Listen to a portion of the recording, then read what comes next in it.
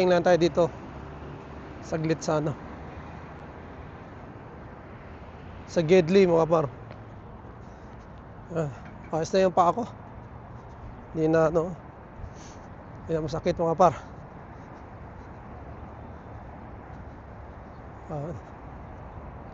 Yan tayo. Tatay oh. Exercise.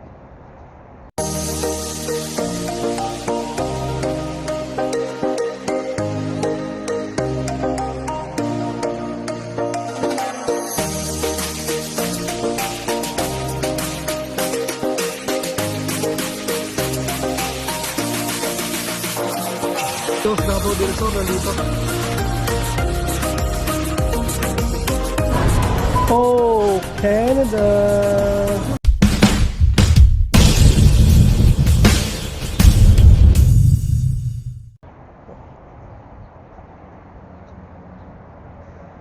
Walking talaga maganda ngayon.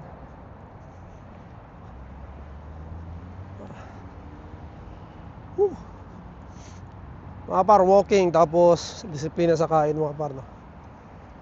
I mean, may mga time naman mga par na talagang tudukain ka, di ba? Lalo pag may mga handaan. Pero most of the time dapat disiplina talaga mga par sa kain. Pag ako nasa bahay mga par, no? Tulad namin, hindi kami nag-aalmusal. Mainit na tubig lang mga par sa umaga. Tulad ngayon, inom mo mainit na tubig. Tapos kakain ako mga pagka nagutom talaga before 12 or after, no? Mga alas 11 or mga alas 2. Yun yung kain ko mga par. Tapos yun na. Minsan kain ako uli, no? Pag kumain ako ng alas 2, minsan alas 6, no? Or kung kaya ko na hindi na, no? Hindi na ako kumakain mga par, no? Depende na lang talaga sa ano mo, kung kaya mo pa, no? Depende naman kung kaya mo magtinapay na lang sa gabi, no? Para malamanan lang yung tiyan mo. Then inom ka ng tubig mga par. And importante din talaga yung ano mga par, yung iwas ka sa matatamis, no? Talagang hindi ka talaga kung maaari, no?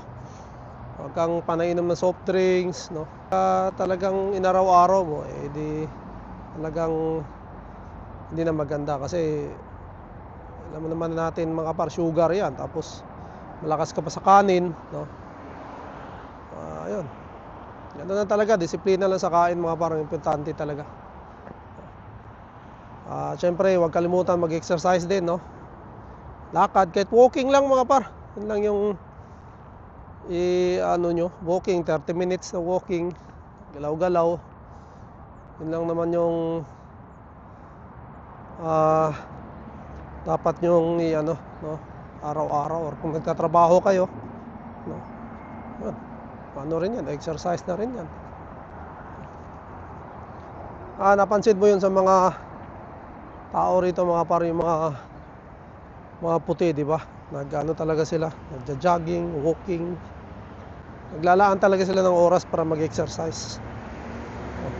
Tayo kasi masyado tayong busy rin sa trabaho minsan, kaya hindi natin nagagawa. Sa akin kasi mga par, iba yung ano, iba yung trabaho, iba rin yung nag-exercise ka. Kahit lakad-lakad lang, malaking bagay na yun mga par. At iwas lang talaga. Kain kasi mga par, no? Kahit sabihin mo wala kang bisyo, hindi ka nagsisigarilyo, hindi ka umiinom, kung malakas ka naman kumain, yung pagkain kasi isa yan sa talagang ano mga par, kung ano yan, bisyo rin yan, kasi diyan ka makakuha ng maraming sakit, no? Sa pagkain mo, lalo na pag wala kang control. Talagang ano lang, balanse lang dapat mga par, no? Kung kakain ka ng marami, mag-ano ka rin, magpa-healthy ka rin minsan. Tapos lakad syempre, kung makakalimutan. Yun palang ano mga par, no? Umugong naman ng mga balita ngayon.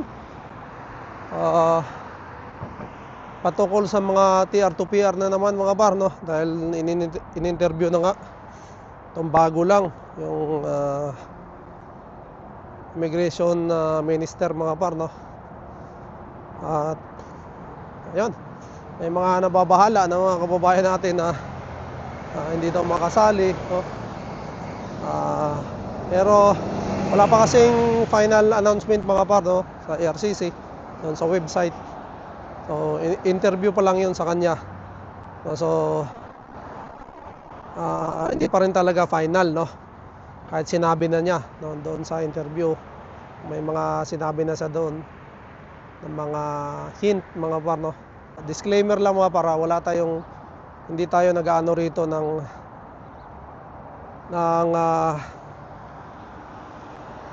mga payo patungkol sa immigration. Ito yung ating pananaw lang mga par, sariling karanasan, no? Sarili nating comments about sa mga ganyang usapin mga par, no? Pero tayo ay hindi po tayo immigration consultant mga par, no? Nakalagay naman yan sa ano ko rin dyan, no? Tayo ay mga nagbibigay lang ng mga ideas, no? Para ating mga kababayan, mga tips din, no? Para malaman nila at nagkaroon din sila ng ano mga par, at may research din nila. So yun nga, gaya ng sabi ko, pag kayo po ay may gustong malaman, pumunta lang po kayo sa canada.ca. Yun yung official website ng IRCC mga par, no? Doon nyo po malalaman lahat. Magbasa lang po kayo, research ninyong maigi, no? Kasi ngayon mga par, maraming kumakalat kasi na ano, na yun nga, pag nanonood ka ng mga Facebook, no, meron kasing iba na nag-share kahit hindi pa sigurado, no? Kumbaga ikaw na medyo may ano na, ano na yung oras, limitado na lang yung oras, tapos may inaasahan ka. Once na maano mo yun mga par, mapanood mo yun, parang maano ka rin, no? Mababahala ka rin, no? May mga nagsabi na nga na hindi na sila kasali, hindi sila abot, no? Yun nga, wala pa naman po, no? Sabi pa nga nung isang immigration consultant mga par, hintayin yung final announcement doon sa mismong ano mga par, website, no? Kay RCC. Kasi talaga yung ano nila dyan, ilalatag nila yan mga par, doon nyo malalaman, no? At yun nga, ang pinakaano ko nga sa aking pagkakaintindi mga par, talagang bibigyan nila ng talagang pabor yung mga nasa rural, no? Lagi naman sinasabi yan mga par nung pinapanood natin mga immigration consultant mga par, no, na rural talaga ngayon, no, ang talagang bibigyan ng priority. Kaya ayun, yun nga, mag-isip-isip na kayo kung may chance o meron kayong ano doon, opportunity na makita, no? Or may mga kilala kayo mga par, magtanong-tanong na kayo, kung lalo na kung naka-PGWP na kayo mga par, dahil yan nga, ano na lang yan tumatakbo na yung oras yung mga par, no? Alam naman natin na wala yang ano, yung PGWP na yan mga par, wala yang extension, no? So once na hindi ka ma-PR dyan, maubos mo yung PGWP, o matapos mo yung PGWP mo mga par na hindi ka na PR, medyo malaking problema ang kasunod dyan mga par, no? Dahil ano na naman, no? Medyo gastos na naman yan ang kasunod dyan, no? Talaga namang ano mga par, iba pagka hindi ka pa na PR dyan. So napaka-importanting dapat doon dyan sa PGWP mo na yan, makuha mo na yung PR mo mga par, no? Kung may 3 years ka, mahaba na yan, no? Makuha mo na dapat dyan, no? At ayun nga mga par, no? Sa panahon talaga ngayon mga par, no, para sa akin, no, kailangan na talaga mag-consultant, no? Dahil yun nga, ibang panahon noon kaysa ngayon mga par. Dahil ngayon nga, alam naman natin pabago-bago mga par. Yung mga rules ngayon, no? Bigla na lang nagbabago. No, kaya kailangan talaga ng gabay ng mga eksperto mga par, or ng mga licensed immigration consultant or immigration lawyer mga par, no? Yun yung maibibigay natin ng mga payo doon sa mga kababayan natin na nandito, no? Kami nga mga par, no? Talaga nag-consultant din kami, kumuha rin kami, no? At ngayon nga, alam naman na mag-extension na naman tayo, no? Nagbabalak na rin kami mga par, at sa PR din namin talagang ano na rin kami, kukuha na rin kami mga par, no? At kailangan din talaga, no? Para sa talaga sa ano, sa diskarte, no? Kasi yung mga yun nga, yung mga license mga par na mga consultant or lawyer, mayroon talaga silang diskarte mga par, no? Na i-advise sa inyo mga par, no? Una, i-assess muna kasi ako mga par, no, naka-ano na rin ako, naka-experience na rin ako dito sa immigration consultant mga par, no? Unang gagawin, i-assess muna kayo kung anong problema, kung anong mga ano nyo mga par, no? Kung anong gusto nyo mayari, no? And then papayuhan kayo kung anong dapat nyong gawin, no? Yan yung ano talaga dyan. Kung talagang gusto nyong ano mga par, maging smooth, no? At maging, kumbaga, hindi kayo nag-aalala na parang baka may kulang yung inyong application mga par, no? Ano na, kumuha na kayo mga par ng immigration consultant, no? Or kung kaya nyo, immigration lawyer, no? Para gabayan kayo sa application nyo, lalong-lalo na sa PR mga par, no? Dahil yung PR na yan, yun yung ano natin pinakalas, no? Pinakalas na resort natin mga par. Yun yung pag maghahanap ka ng PR pathway mga par, no? Dahil malawak yan, no? May mga kababayan naman tayong magagaling talaga na gumagawa niyan ng DIY lang, pero para sa amin mga par, para sa akin, no, kailangan namin yan dahil ano yan malawak masyado, no? Hindi natin kaya, hindi kaya ng isip natin, no? Hindi tayo tulad ng mga iba nating kababayan na talagang magagaling, no? Sa panahon kasi ngayon, kailangan na talaga mga par, no? And napakaraming PR pathway and napakaraming PR pathways mga par. And yun nga, dahil sa naghihigpit na ngayon, hindi natin alam kung dito sa lugar ba kung nasaan tayo, may chance pa ba tayo or wala, no? Dahil hindi pwedeng magsayang ka ng oras kagaya na lang namin mga par, nandito kami sa Toronto, no? So kailangan naming malaman talaga kung may pag-asa or may chance pa ba kami rito, no?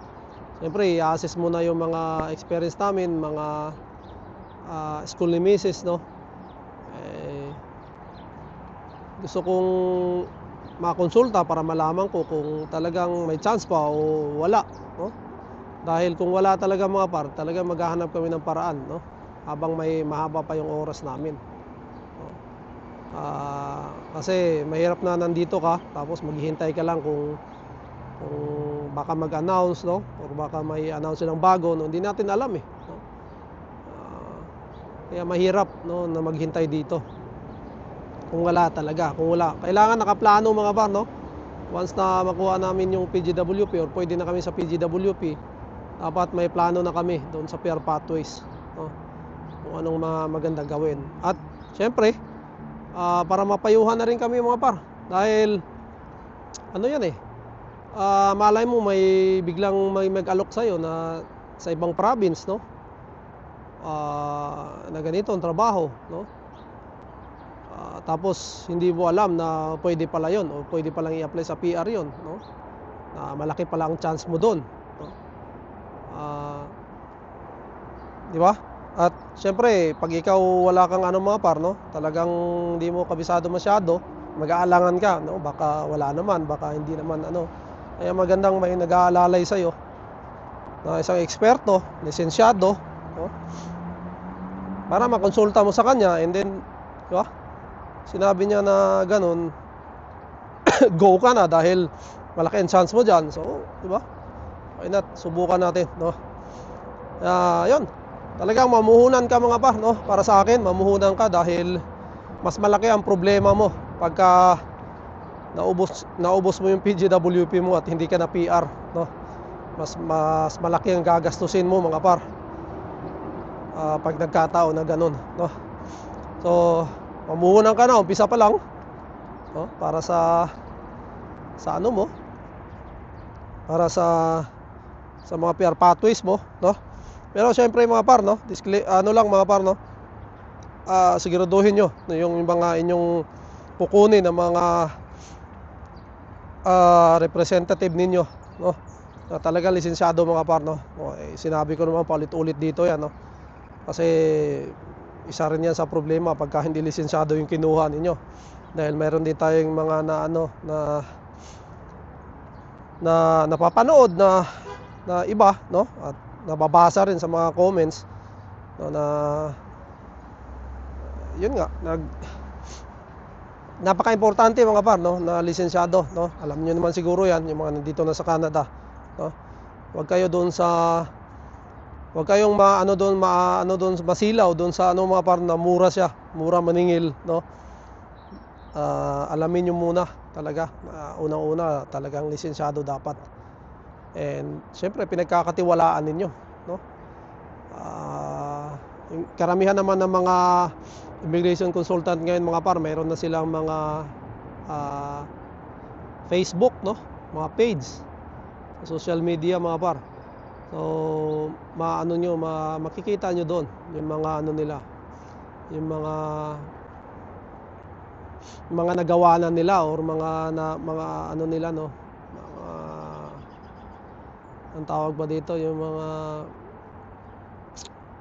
nagawa nilang ano to, patungkol sa mga ano mga par, mga PR na yan, no? So napaka-importante yan mga par, no? Dapat nyo talagang siguraduhin din. And ayun, yung ano mga par, no? Yung consultation pala, no? Mura lang naman, no? Nasa 300 lang naman, kasi nung nagkonsulta kami sa immigration lawyer, 300 lang mga par, no? Isang oras. So i-assess ka na niya lahat ng ano, kung anong i-apply mo, no? I-assess ka niya, tapos pagkatapos sasabihin sa iyo kung anong mga pwede mong gawin, no? At kung anong mga diskarte, no? At mga options na pwede mong bibigyan kanya mga options mga par, na pwede mong anuin, ang tawag dito, pwede mong unahin muna, no? So may mga ano mga par, may mga dapat kang kunin, no, na mga documents, no, na sasabihin niya doon, no, na lalo pag PR mga par, no, mayroong mga documents talaga na dapat mong kunin dahil matagal yan, no? May mga kukunin ka pa kasi sa Pilipinas mga par, no? So maganda kasi may ano ka, may consultant ka talaga mga par, dahil yun nga, ilalatag niya doon yung mga requirements, no? Yung mga kukunin mo sa Pilipinas, no? Maasikaso mo na, no? Kumbaga maplano niyo na mga par, no? At yan, tulad nga yung mga ano na yan, English test, no? Importante rin yan mga par, no? So dapat nyo talagang isa yan sa talagang pagtuunan ng pansin o unahin mga par, no? Yun lang. Kasi pagka yun nga sila, pagka sila ang hawak mga par, no? Talagang gagabayan ka, no, sa iyong application, no? Pero syempre mga par, no, mag-research pa rin, no? Para naman hindi ka talagang panay oo ka lang din, no? Mayroon ka ring alam, no? Talagang mag-research ka, magbasa ka rin. Kumbaga kukunin mo lang sila para dagdag ng ano mga par, no? Dagdag lang sila na gabay sa application ninyo. Pero dapat nagre-research din kayo para alam nyo rin, no? Hindi yung ibigay lang niya tapos tanong ka lang, kumbaga nagdedepende ka lang sa kanya, no? mag-research ka rin, no? Para alam mo rin yung documents na kinukuha mo, no? Para naintindihan mo rin. Hindi yung puro sa kanya na lang mga par. Dahil sabi ko nga, at the end of the day mga par, application pa rin natin yan, no? So sila gabay lang naman, no? Gagabayan lang nila tayo. So dapat alam natin yan kasi kung anong mangyayari dyan, tayo pa rin yung ano niyan mga par, no? Tayo sa atin pa rin ang bagsak niyan kung maging positive or negative man ang resulta niyan, tayo pa rin ang ano mga par, no? Ang sa atin pa rin yan, no? Kasi application nga natin yan. Kaya dapat mo talaga maintindihan din mga par, no? Yung proseso, no? At yun nga, manood ka, mag-research ka, no? Marami naman ngayon na mga par na magbasa ka, no? Pumunta ka nga sa Canada.ca mga par, mayroon yan doon. Basahin mo, no? Dapat alam mo yung ina-apply mo, hindi yung inaasa mo lang lahat sa kanya, no? Dapat kung ano yung ina-apply mo, alam mo rin, no? Naintindihan mo rin. Maliit lang yan na gastos na i-ano nyo, no? Isasakripisyo nyo dahil pag naubos ang PGWP ninyo at nawalan kayo ng status ay talaga namang mas malaki pa ang gagastusin ninyo kung gusto nyo pang mag-stay, no? Dito sa Canada. Ayun, and syempre may mga kasi mga par, no? Iba't iba tayo ng case to case basis kasi yan mga par, no? Iba't iba tayo ng experiences, iba't iba tayo ng experiences mga par, no? So hindi natin alam na, di ba? Pwede na pala kayo doon or pwede na pala kayong sa ganitong pathway, no? Hindi niyo lang alam, no? Hindi niyo lang na-research din, no? Dahil siyempre busy rin tayo, nagtatrabaho rin dito mga par, no? Pagka naka PGWP ka na, magtatrabaho ka na full time kasama si Mrs., no? So busy na rin tayo sa mga kanya-kanya natin trabaho. So, 'di ba? Baka hindi natin alam, pwede na pala tayo or may dumating na opportunity sa atin na trabaho sa ibang probinsya. Pwede na palang mas maganda pala 'yon na may apply ng PR, no? Hindi natin alam, no? Mga ganoon mga par. So, ayun, yun nga, mamuhunan tayo kasi future natin 'to mga par, no? Ito yung natin kung gusto nating magstay dito sa Canada. So kailangan talaga mamuna, no? So yun lang mga par, no? Maraming salamat sa inyo mga par, no? And shoutout sa sa aking Pinoy Tambayan mga par, no? Pinoy Tambayan in Canada, no? Gumaganda na talaga yung aming Pinoy Tambayan, no? Maraming salamat sa mga kasama natin doon at sa mga umakyat mga par, no? Maraming salamat sa inyo, no, sa lahat po ng mga nakasama natin doon sa Pinoy Tambayan in Canada, no? Tuwing Friday po 'yan mga par. Nagla-live kami, no? Ayun, kwentuhan, no? Tamang kwentuhan lang. Kung gusto niyo umakyat mga par, mag-message lang kayo sa Facebook ko, sa Messenger. At isi-send ko sa inyo yung link, no? Akyat kayo doon, kwentuhan tayo ng mga experience natin dito sa Canada mga par, no? Para malaman din namin yung mga sitwasyon ninyo, no? At ayun, magkwentuhan nga, kwentuhang barkada lang doon mga par, no? Walang kung ano-ano man, no? Kaya ayun lang, no mga par, no? Maraming salamat sa inyo. Shoutout Kabayan Pedro Roque, no? Boss Elmer, Anati Yeye, shoutout. Kuya Roland, Anati Wanel, syempre shoutout. Aking City Alliance family, shoutout, no? Malapit na ang summer.